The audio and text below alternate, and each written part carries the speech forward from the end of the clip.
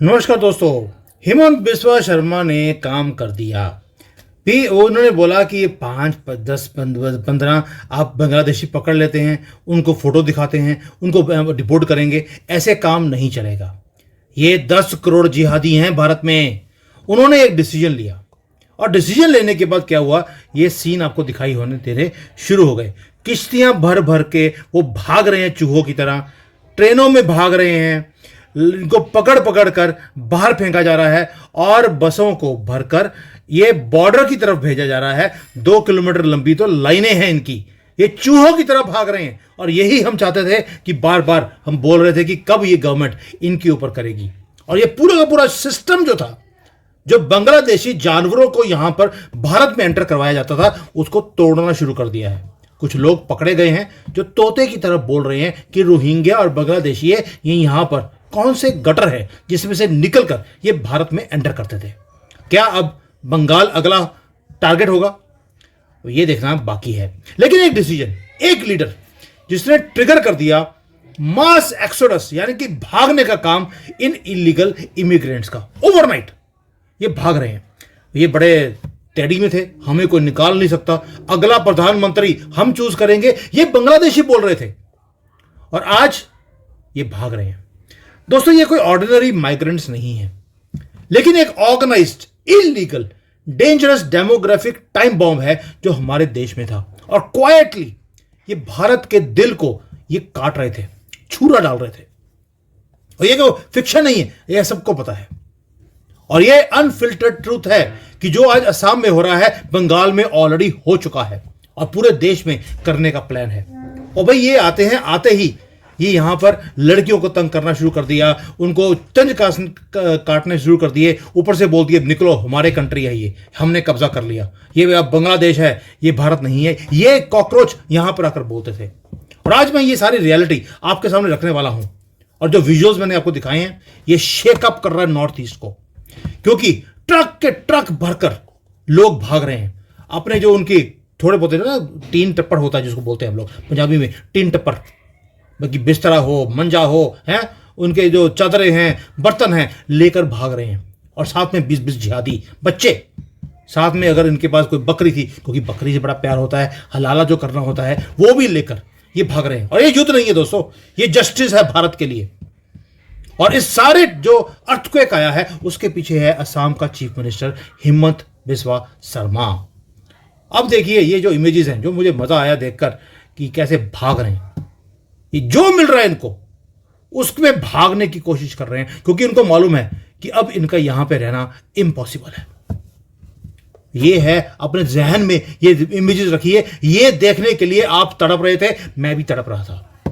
और ये सिर्फ एक फोटो नहीं है, ये प्रूफ है कि इनका जो इलीगल इमिग्रेंट्स को लेके आने का जो सिस्टम था, वो कोलैप्स करना शुरू हो गया। We were waiting for a long time. और ये बिल्डअप किया गया था सिस्टम को कि इलीगल इमिग्रेंट्स को बुलाया जाए और पूरे सिस्टम को इनका भार इतना ज्यादा हो कि भारत के पूरे सिस्टम को तोड़ दिया जाए।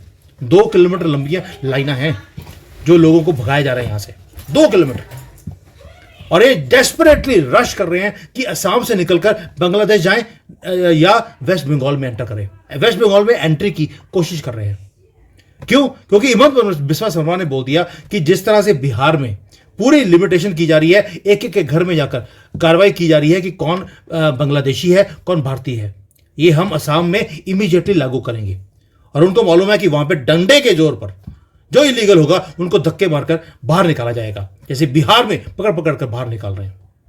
और असम में जैसे इंप्लीमेंट होगा, और आपको मालूम है आयरन हैंड वाला आदमी है, वो छोड़ेगा नहीं। और अब होगा क्या, जो इलीगल इमिग्रेंट्स हैं उनको हंट किया जाएगा, उनको पकड़ा जाएगा और उनको लॉक कर कर डिटेंशन सेंटर में डाला जाएगा, वहां से बांग्लादेश वापस। ऑलरेडी कार्रवाई शुरू हो चुकी है। ये देखिए, ये बसेज हैं जो रात को चलती है 2 बजे 3 बजे, जैसे ये रात को 2-2 बजे रात के अंधेरे में ये एंटर करते थे, वैसे ही बसें भरकर बॉर्डर पर जाकर छोड़ दिया जाता है, जाओ कॉकरोच हो वापस जाओ, ये बोलकर जाओ वापस, बता रहा हूं किडनी निकाल लेंगे। ये भी बोला नहीं है, ये अगला मैटर भी होना चाहिए, अगर वापस आए किडनी निकाल लेंगे। ये है स्टेटमेंट, ये रेड नहीं है दोस्तों, ये पूरा का पूरा सिस्टम को तोड़ना है। वो हिमंत बिस्वा शर्मा ने काम करना शुरू कर दिया। और ये टूरिस्ट नहीं थे, ये टेररिस्ट थे, ये इलीगल बांग्लादेशी, ये रोहिंग्यास जो अपने जो कूड़े के ढेर में पैदा हुए वहां से निकलकर हमारे कंट्री में आते हैं। करने क्या आते हैं? एक ही काम, जो ट्रक लोड्स भर के आए, एक ही काम कि हमने डेमोग्राफी चेंज करनी है ताकि यहां के जो मंत्री हैं वो हम चूज करेंगे, आप नहीं। यानी कि हमारी कंट्री के ऊपर कब्जा। ये तो इस्लामी वालों को शुरू से ही इनका ये मकसद रहा है। और आज ये ट्रकों में भर के अपने जो ना बर्तन, कपड़े, बेड, बकरी, बच्चा भी छोड़ दें, बकरी नहीं छोड़ सकते, उसको लेके ये भाग रहे हैं टुवर्ड्स द बॉर्डर। वहीं से जहां से आए थे वहीं पे वापस आ रहे हैं। अच्छा, कुछ लोगों ने ट्रेन पकड़कर वेस्ट बंगाल में जाने की कोशिश करी, तो वहां पे जो ऑपरेशन था वहां पे 8-10 बांग्लादेशी पकड़े गए। और वहां पे पकड़ने के बाद जब उनके थोड़ा सा डंडे लगे तो उन्होंने तोते की तरह बोलना शुरू कर दिया कि हुआ क्या है। उन्होंने अपने रूट बताया कि किस रूट से आते हैं, फेक डॉक्यूमेंट्स कैसे क्रिएट करते हैं, कौन बना के देता है, और उनका प्लान क्या था। प्लान था इनिशियली असम के अंदर सेटल होना, उसके बाद आहिस्ता से बंगाल में जाकर डिसअपेयर हो जाना। दोस्तों, ये माइग्रेशन नहीं है, इन्फिल्ट्रेशन है, पूरी डेमोग्राफिक वॉरफेयर है जो इन जानवरों ने, sorry to use this word, लेकिन ये आप ही लोग बोलते हैं कि सर ये जानवर है, इन्होंने करना शुरू किया। लेकिन आप पॉज कीजिए थोड़ी देर के लिए। ये आते हैं क्वाइटली और यहां पर कई साल चुपके से गटरों में रहते हैं। ये इनका तरीका है। वहां पे गटर में पैदा हुए, यहां पर भी गटर में रहेंगे, दे फील वेरी कंफर्टेबल। अब देखिए, कहीं भी नाला होगा जहां पे गंदा पानी निकलता है सिटी का, ये उसके पास झुग्गियों में रहते हैं, कोई फर्क नहीं पड़ता इनको। कहते वहां पर भी नाले में पैदा हुए थे, वहीं पर हम यहां पर भी नाले में रह लेंगे। उसके बाद आहिस्ता से अपना Aadhaar, ration card, voter ID card ये बनाते हैं और चुपके से इंडियन सिटीजन बन जाते हैं। उसके बाद किंग मेकर बनते हैं। सारे इलेक्शंस को ये इधर उधर कर देते हैं। दिल्ली में कंजरवाल को जिताने वाले ये लोग थे, हमेशा 100, 200, 500 नंबर से वो जीतता था। इस बार इनके ऊपर इलीगल्स के ऊपर काजगिरी, हार गया। और ये हाईजैक करते ये लोग डेमोक्रेसी को, इसीलिए इनको बढ़ावा दिया जाता है सारी ऑपोजिशन पार्टीज की तरफ से। दोस्तों, ये रिलीजन की बात नहीं है, ये अब हमारे सनातन को बचाने की और नेशनल सिक्योरिटी की बात है। अब मुर्शिदाबाद में देख लीजिए क्या कुछ हुआ है, कुछ बिहार में क्या हुआ है, मालदा में क्या हो रहा है। हर रोज हम देखते हैं ये गली बाय गली, मोहल्ले बाय मोहल्ला ये टेक ओवर करते जा रहे हैं। और आपको मालूम है 2026 के इलेक्शन आने वाले हैं असम और वेस्ट बंगाल में। आपको आईना दिख जाएगा कि आगे भारत में क्या होगा। ये वोटर बन चुके हैं इलीगल्स, और जो हमारे जैसे लोग अब यहां पर जो भारतीय हैं, अगर वोट करने जाते हैं तो निकलने नहीं देते उनको, कि बाहर निकले तो टांगे काट देंगे। और उसके बाद ये पॉलिसीज बनाते हैं उन अपने हिसाब से, और उसके बाद जिताएंगे किसको? जो इनको प्रोटेक्शन देता है। ममता बानो लाइव एग्जांपल है उसकी। उसको इतना प्यार दिया जाता है क्योंकि वो प्रोटेक्ट करती है इनको। लेकिन $1 मिलियन क्वेश्चन बार बार एक ही बात है कि जो ये पिक्चर्स मैंने दिखाई आपको, ये असम से आ रही हैं, वेस्ट बंगाल से क्यों नहीं? इसका एक ही रीजन, ममता बानो। क्योंकि ममता बानो को लगता है कि ये लोग मेरा वोट बैंक है, मेरी रियासत है। अब तो उसने भारत की कोई भी पॉलिसी ना इंप्लीमेंट होने देती है, ना किसी गवर्नमेंट ऑफिशियल को आने देती है। आपको याद होगा ईडी, सीबीआई जब गई थी वेस्ट बंगाल में, उसके ऊपर पथराव किया गया, उनको आने नहीं दिया। मोदी अगर रैली करने के लिए वेस्ट बंगाल में जाएं तो लैंड करने की परमिशन नहीं दी जाती उनके प्लेन को। उसने अपना अलग कंट्री बना लिया है। और क्या जो अभी ये पूरी की पूरी SIR है, स्पेशल इंटेंसिव रिवीजन, यानी एक एक घर में जाके देखा जाएगा कौन भारतीय है कौन बाहर का है। वेस्ट बंगाल में आप इंप्लीमेंट ही नहीं कर सकते। उसने बोल दिया we will not allow voter list revision in Bengal. क्या मतलब?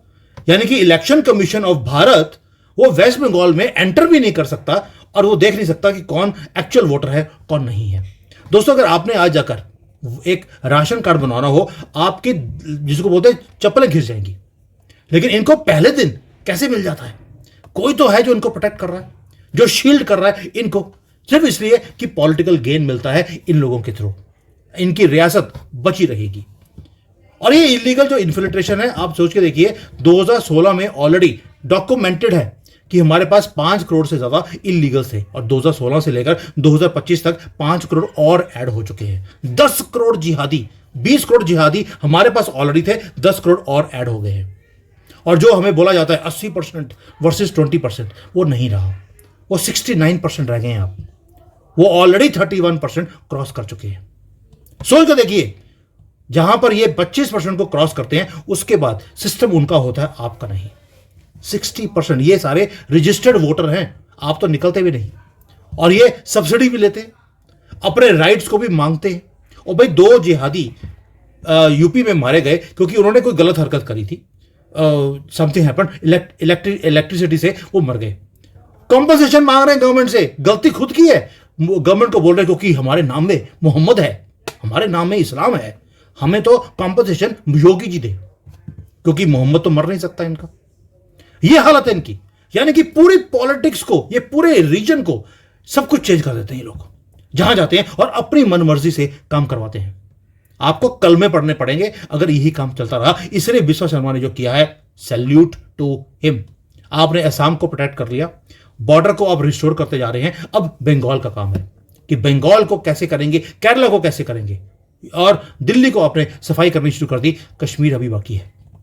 ये है जो ये, और अगर इनको हाथ भी लगाने की कोशिश करेंगे, ये क्या करते हैं, ये भर के आएंगे सड़कों पे और दंगे करेंगे, प्रोटेस्ट करेंगे, और स्टेट गवर्नमेंट को मजबूर करेंगे कि इनको प्रोटेक्शन दी जाए। और अगर कहीं गलती से कोई मोहम्मद मारा गया, पूरे इंटरनेशनल मीडिया में छपेगा, भारत में मोहम्मद मारा जा रहा है हर रोज।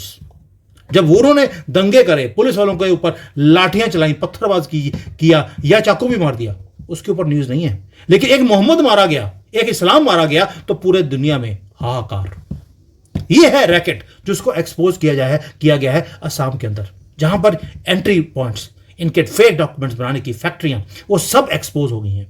और किस तरह से इनको वैनिश किया जाता है सिस्टम के अंदर।